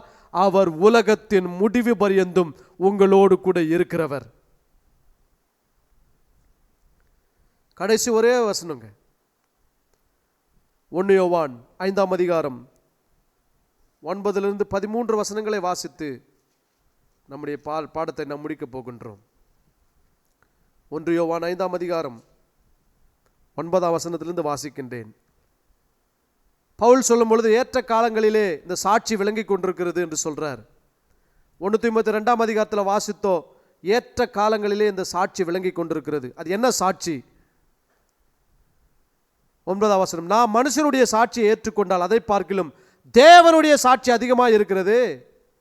தேவனுடைய சாட்சி என்னங்க? தேவன் தம்முடைய குமாரனை கொடுத்த சாட்சி இதுவே. தேவனுடைய சாட்சி என்னன்னா, குமாரன் தான் தேவனுடைய சாட்சி. The witness of God is the Son of God. கடவுள் ஒருவர் இருக்கிறார். என்னப்பா சாட்சி? தேவகுமாரன் வந்தாரு, மரிச்சாரு, உயிரோடு கூட இழந்தாரு, இன்றைக்கும் அவருடைய கல்லறை திறக்கப்பட்டிருக்கிறது. உலகம் அதை மறுதலிக்க முடியாது. உலகத்தில் இருக்கிற மனுஷர்கள் மறுதலிக்க முடியாது. எந்த மனுஷனும் மறுதலிக்கவே முடியாது. காரணம், கல்லறை திறக்கப்பட்டிருக்கிறது. பிறந்தார், மரித்தார், அடக்கம் பண்ணப்பட்டார், உயிரோடு கூட எழுந்தார், இன்றைக்கும் ஜீவனோடு கூட இருக்கிறார் என்பதுதான் தேவனுடைய சாட்சி. அந்த சாட்சி என்னன்னா, தேவனுடைய குமாரனிடத்தில் விசுவாசமாய் இருக்கிறவன் அந்த சாட்சியை தனக்குள்ளே கொண்டிருக்கிறான். கிறிஸ்துவை உங்களுக்குள் கொண்டிருக்கிறீர்கள். தேவனை விசுவாசியாதவன் தேவன் தம்முடைய குமாரனை குறித்து கொடுத்த சாட்சியை விசுவாசியாததினால் அவரை பொய்யராக்குகிறான். தேவன் நமக்கு நித்திய ஜீவனை கொடுத்திருக்கிறார். அதுதான் சாட்சி. என்னங்க ப்ரூஃப் அப்படின்னா, கிறிஸ்து ஒருவர் வந்து மரிச்சு அடக்கம் பண்ணப்பட்டு உயிரோடு கூட எழுந்தார் இல்லையா, அதுதான் ப்ரூஃப். எதற்கு ப்ரூஃப்னா, நீ நித்திய ஜீவனை உடையவனா இருக்கிறாய் என்பதற்கு அதுதான் ப்ரூஃப். அவர் உயிரோடு கூட இருக்கிறதுனால நானும் உயிரோடு இருப்பேன். அவர் பலப்படுத்துகின்றபடினால நானும் பலப்படுத்தப்படுவேன். அதுதான் சாட்சி. தேவன் நமக்கு நித்திய ஜீவனை தந்திருக்கிறார். அந்த நித்திய ஜீவன் அவருடைய குமாரனில் இருக்கிறது என்பதே அந்த சாட்சியாம். அப்போ இந்த பகல், வெளிச்சம், வார்த்தை இப்படியா ஏன் வந்தார்னா, அவருக்குள்ள ஜீவன் இருந்தது. அந்த ஜீவன் இந்த உலகத்திற்கு வெளிப்பட வேண்டும். அந்த ஜீவன் நித்திய ஜீவனா இருக்கிறபடினால அவருக்குள் இருக்கின்ற அந்த நித்திய ஜீவனை இந்த உலகத்திலே நமக்கு ஆண்டவர் கொடுத்தார். நமக்கு மாத்திரமல்ல, இந்த பூமியில் இருக்கிற சர்வ சிருஷ்டிக்கும் ஜீவனை கொடுத்தவர் கிறிஸ்து ஒருவர் மாத்திரமே. 12ஆம் வசனம் சொல்லுகின்றது, குமாரனை உடையவன் ஜீவனை உடையவன். தேவனுடைய குமாரன் இல்லாதவன், ஜீவன் இல்லாதவன், உங்களுக்கு நித்திய ஜீவன் உண்டென்று நீங்கள் அறியவோ. நம்ம என்ன நினச்சிட்டு இருக்கிறோம், பரலோகம் போனால் தான் ஆண்டவர் நித்திய ஜீவன் தருவார். கிடையாதுங்க. என்னைக்கு நீங்கள் கிறிஸ்துவை உங்கள் சொந்த இரட்சகராக வாழ்க்கையில் ஏற்றுக்கொண்டு அவருடைய நாமமாகி இயேசு என்கின்ற நாமத்தை விசுவாசித்தீர்களோ, அன்றைக்கே உங்களுக்கு நித்திய ஜீவனை கொடுத்திருக்கிறார். நீங்கள் நித்திய ஜீவனுக்குள் தான் இருக்கின்றீர்கள். உங்களுக்குள் நித்திய ஜீவன் உண்டு என்று நீங்கள் அறியவோ, தேவனுடைய குமாரனுடைய நாமத்தினாலே நீங்கள் விசுவாசமாய் இருக்கவோ, தேவனுடைய குமாரனுடைய நாமத்தின் மேல் விசுவாசமாய் இருக்கிற உங்களுக்கு இவைகளை எழுதுகின்றேன். கடைசியாக 20ஆம் வசனம், அந்த தேவனுடைய குமாரன் என்ன செய்தார் என்று சொன்னால், அன்றியும் நாம் சத்தியமுள்ளவரை அறிந்து கொள்ளுவதற்கு தேவனுடைய குமாரன் வந்து நமக்கு புத்தியை தந்திருக்கிறார் என்று அறிவோம். அவருடைய குமாரனாகிய இயேசு கிறிஸ்து எனப்பட்ட சத்தியமுள்ளவருக்குள்ளும் இருக்கிறோம். நம்ம இப்போ எங்கே இருக்கிறோன்னா, கிறிஸ்துவுக்குள் இருக்கிறோம். அந்த கிறிஸ்து யாருன்னா, சத்தியமுள்ளவராக இருக்கிறாரு. இவரே மெய்யான தேவனும் நித்திய ஜீவனுமாயிருக்கிறார். இயேசு கிறிஸ்துவுக்குள்ள காட்லினஸ் அப்படின்னா, காட் ஹெட் அப்படின்னா, தேவனே கடவுள் இயேசுவா இந்த உலகத்திற்கு மாம்சமாக நடந்துட்டு இருக்கிறாருங்க. இவர் யாருன்னா, சத்தியம் உள்ளவராக சத்தியமுள்ளவர் மாத்திரமல்ல, நித்திய ஜீவனாக, பகலாக, வார்த்தையாக, வெளிச்சமாக, விடுதலையாக, ஜீவனாக நடந்து கொண்டிருந்தார். இன்றைக்கும் அவர் அப்படிதான் இருக்கிறார். இந்த இயேசு கிறிஸ்து யார் என்று சொன்னால், மெய்யான தேவனும் நித்திய ஜீவனமாயிருக்கிறார். நித்திய ஜீவன் என்பது ஒரு இடம் அல்ல, ஒரு காலம் அல்ல. நித்திய ஜீவன் என்பது ஒரு நபர். Eternal life is a person. அந்த நபர் இந்த உலகத்திலே வந்து அவருக்குள் இருக்கின்ற நித்திய ஜீவனை அவருடைய நாமமாகி இயேசுவை விசுவாசிக்கின்ற யாவருக்குள்ளும் அவர் கொடுத்தார். அப்போ அந்த பகல் அப்படின்னா டே அப்படின்னு அர்த்தம். இந்த டே என்கின்ற வார்த்தை, பகல் என்கின்ற வார்த்தைக்கு எபிரேய வார்த்தையில் யோம் அப்படின்னு அர்த்தம். டே அப்படின்னு சொன்னால் யோம்னு அர்த்தம். அது ஸ்க்ரீனில் பாருங்கள், அந்த ஹீப்ரு வேர்டு வருதுங்க. ஆதியாகமம் 1:5 வெளிச்சத்திற்கு தேவன் வெளிச்சத்திற்கு பகல் என்று பெயரிட்டார். பகல் அப்படின்னா என்னன்னா எபிரேய வார்த்தையில் யோம் அப்படின்னு அர்த்தம். இந்த யோம் என்கின்ற எபிரேய வார்த்தையானது 2 ஹெபிரேய எழுத்துக்கள் இருந்து வந்திருக்கு. யோட் மெம். யோட் அப்படின்னா தேவனுடைய கரம் அப்படின்னு அர்த்தம், இல்லை பராக்கிரம கரம் அப்படின்னு அர்த்தம். மெம் அப்படின்னா என்ன அர்த்தம்னா வாட்டர் அப்படின்னு அர்த்தம், இல்லை டெஸ்ட்ராய்டு அப்படின்னு அர்த்தம், இல்லை பிளட்னு அர்த்தம். பலவிதமான அர்த்தங்கள் உண்டு. இந்த 2 எபிரேய வார்த்தையிலிருந்து தான் இந்த யோம் என்கின்ற வார்த்தை வருது. யோம்னா நாள் அப்படின்னு அர்த்தம், பகல் அப்படின்னு அர்த்தம். இப்போ இந்த பகல் என்கின்ற வார்த்தையினுடைய எபிரேய வார்த்தை யோம் அப்படின்னு அர்த்தம். இந்த எபிரேய வார்த்தையினுடைய விளக்கம் என்னன்னா கரம் அழித்தது அப்படின்னு அர்த்தம். த ஹேண்ட் டெஸ்ட்ராய்டு அப்படின்னு அர்த்தம். இல்லைனா the blood in the hand அப்படின்னு அர்த்தம். கையில் ரத்தம் அப்படின்னு அர்த்தம். என்ன அர்த்தங்க? கையில் ரத்தம் அப்படின்னு அர்த்தம். இதை நல்லா பிக்சர் பண்ணி பாருங்க. கரம் அழித்தது, அப்போ தண்ணி ஃபுல்லாக இருந்தது. கரம் 2ஆக பிரித்து ஆகாய விரிவு சமுத்திரம் 2ஆக பிரித்தது. இந்த கரம் சிலுவையில் என்ன பண்ணுச்சுன்னா, இந்த கரத்திலே அடிக்கப்பட்ட ஆணிகளினாலே, இந்த கரத்திலிருந்து வந்த இரத்தத்தினாலே நமக்கு பாவ மன்னிப்பை கொடுத்து நமக்கு நித்திய ஜீவனை உண்டு பண்ணது. அன்றைக்கு அந்த கரம் தண்ணீரை அடித்து 2ஆக பிரித்து சமுத்திரத்தையும் மேலே இருக்கின்ற ஆகாய விரிவுக்கு மேலே இருக்கின்ற இடத்துக்கு வானத்தையும் பேர் வச்சுது. அதே கரம் சிலுவையிலே விரிக்கப்பட்டு நம்மை பாவத்திலிருந்து பிரித்து நம்மை வானத்துக்குரியவர்களாய் வெளிச்சத்துக்குரியவர்களாய் மாற்றியது. அந்த 1ஆம் அதிகாரம் 5ஆம் வசனத்திலிருந்து 8ஆம் வசனம் வரைக்கும், 5ஆம் வசனம் வெளிச்சம் என்று சொன்னால் வெளிச்சத்திற்கு பகல் என்று பெயரிட்டார். அந்த பகலில் என்ன கிரியை ஆண்டவர் செஞ்சார்னா, ஆகாய விரிவை உண்டு பண்ணார், சமுத்திரத்தை பிரித்தார், வானம் என்று பெயர் வச்சார். யார் வானனா? வானத்திலிருந்து வந்த வார்த்தையாகி கிறிஸ்துவே வானமாக இருக்கிறார்.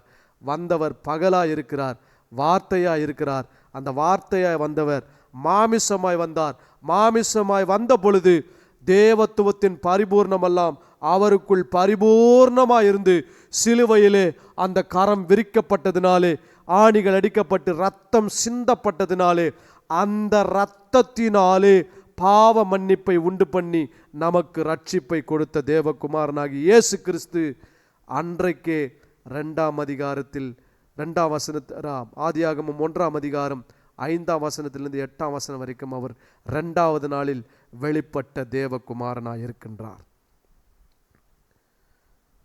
ஸோ யோம் அப்படின்னா என்னன்னா டே அப்படின்னு அர்த்தம்.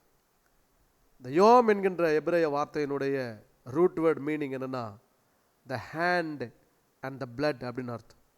அவருடைய கரங்களினாலே. அதனால்தான் தோமாவை உன் கையை எடுத்து, உன் விரலை எடுத்து என் கையில் வச்சுப்பாருன்னு சொல்கிறார். என் உள்ளங்கையில் வச்சுப்பார், என் விழாவில் வச்சுப்பார், என் கையை பாருங்க அப்படின்னு காட்டுறார். ஏன் கையை காட்டுறாருன்னா, இந்த கையினால தான் விடுதலையை கொடுத்தார். கர்த்தருடைய புயமே அவருக்கு ரட்சிப்பாயிற்று என்று வேதம் சொல்லுகின்றது. இப்போ இந்த யோம் என்ற எபிரேய வார்த்தை யோட் மெம் அப்படின்னா, அந்த யோட் மெம் யோட் என்கின்ற எபிரேய எழுத்தினுடைய நியூமரிக்கல் வேல்யூ 10. மெம் என்கின்ற வார்த்தையினுடைய நியூமரிக்கல் வேல்யூ 40. இந்த 10யும் 40யும் கூட்டினா 50 அப்படின்னு அர்த்தம். 50 அப்படின்னா என்னன்னா ஜூபிலி அப்படின்னு அர்த்தம், பென்டிகாஸ்ட் அப்படின்னு அர்த்தம். இந்த 50வது நாளில் தான் யாருடைய வருகை இருக்குதுன்னா பரிசுத்த ஆவியானவருடைய வருகை இருக்குது. அதனால தான் அப்போஸ்தலர் 2ஆம் அதிகாரம் 1ஆம் வசனத்தில் வாசிக்கும் பொழுது பெந்தேகோஸ்தேன்னு மட்டும் எழுத மாட்டார், பெந்தேகோஸ்தே என்னும் நாள் வந்தபோது அப்படின்னு எழுதுவார், த டே ஆஃப் த பெண்டிகாஸ்ட். அப்போ ஆதியாகமம் 1ஆம் அதிகாரத்தில் பரிசுத்த ஆவியாருடைய வருகையின் நாளும் குமாரனாகி இயேசு கிறிஸ்து அடிக்கப்படுகின்ற நாளும் பிதா இந்த உலகத்திற்கு குமாரனை அனுப்புகின்ற நாளும் வெளிச்சமாக அனுப்புகின்ற நாளும் அந்த 1ஆம் அதிகாரம் 5-6 வசனத்திலேயே ஆண்டவர் காஸ்பல் எழுதி வச்சிருக்கிறார்.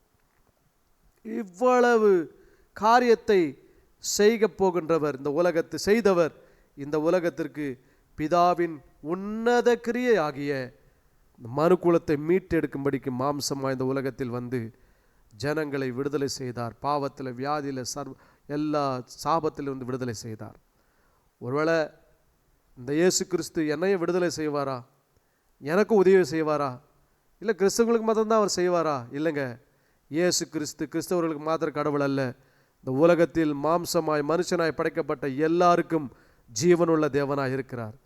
நீங்கள் எந்த இடத்துல இருந்தாலும் உங்கள் மனசில் மாத்திரம் இயேசுவே என் வாழ்க்கையில் சொந்த தெய்வமாக, சொந்த இரட்சகராக, என் வாழ்க்கையில் வந்து என் வியாதி, பலவீனங்கள், தர்த்தரங்கள், சாபங்கள் எல்லாம் மாற்றி என் வாழ்க்கைக்கு வெளிச்சத்தை தாங்க, பகல் போன்ற வாழ்க்கையை தாங்க, சந்தோஷத்தை தாங்க, சமாதானத்தை தாங்கன்னு கேட்பீர்கள் என்று சொன்னால் கர்த்தர் உங்களை விடுதலை செய்து உங்கள் மரணப்படுக்கையை மாற்றி உங்களுக்கு வெளிச்சமாய் உங்களுக்கு இருக்க அவர் உண்மையுள்ள தேவராக இருக்கிறார். இருக்கிறவங்களை கண்களை மூடி நாம் ஜெபம் பண்ணி முடிக்கும்.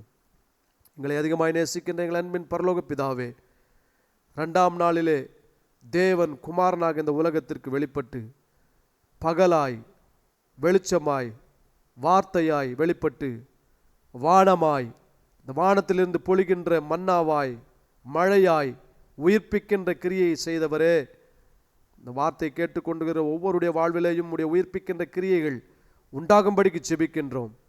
வந்திருக்கிற யாவரையும் ஆசீர்வதிக்கின்றோம். குறிப்பாக இந்த வீடியோவை பார்த்து கொண்டு இந்த இயேசு உயிருள்ள தேவன் என் வாழ்க்கைக்கு வேணும்னு யாரெல்லாம் ஜெபம் பண்ணுறாங்களோ அவங்க வாழ்க்கையில் வந்து நீர் பாவ மன்னிப்பை கொடுத்து பிள்ளைகளாக ஏற்றுக்கொண்டு ஆண்டவரே நல்ல ஆசீர்வாதமான வாழ்க்கை, புதிய ஆரம்பத்தை கொடுத்து அவர்களை ஆசீர்வதிக்கும்படிக்கு ஜெபிக்கின்றோம். உடைய கிருபையின் கருத்துக்குள் ஒப்பு கொடுக்கின்றோம். இந்த மாலை வேளை நீர் ஆசீர்வதித்ததுக்காக நன்றி. தேவகரம் தொடர்ந்து எங்களோடு கூட இருந்து எங்களை வழிநடத்தட்டும், ஆசீர்வதிக்கட்டும். இயேசுவின் நாமத்தில் ஜெபிக்கிறோம் நல்ல பிதாவே, ஆமென் ஆமென். கர்த்தர் உங்களை ஆசீர்வதிப்பாராக. தேவனுடைய கிருபை உங்களோடு கூட இருப்பதாக. ஒருவேளை அந்த வீடியோ உங்களுக்கு ஆசீர்வாதமாக இருந்தால் உடைய நண்பர்களுக்கும் உடைய குடும்பத்திற்கும் உறவினர்களுக்கும் நீங்கள் அதை ஃபார்வேர்ட் செய்து இந்த மெசேஜ் அவர்கள் கேட்கும்படிக்கு அறிமுகப்படுத்துங்கள். ஒருவேளை இந்த பைபிள் ஸ்டடியினுடைய ஊழியத்தை நீங்கள் உங்களுடைய காணிக்கைகள் மூலமாய் நீங்கள் ஆசீர்வதிக்க விரும்பினால் ஸ்க்ரீனில் போடப்படுகின்ற நம்பரை நீங்கள் தொடர்பு கொண்டு இந்த பைபிள் ஸ்டடியை நீங்கள் ஆசீர்வதிக்க, இந்த ஊழியத்தை ஆசீர்வதிக்க கர்த்தர் உங்களை ஏவுவார் என்று சொன்னால் நீங்கள் அதில் பங்கு பெறலாம். வந்த யாவரையும், பார்த்து கொண்டிருக்கிற யாவரையும் கர்த்தர் ஆசீர்வதிப்பாராக. God bless you.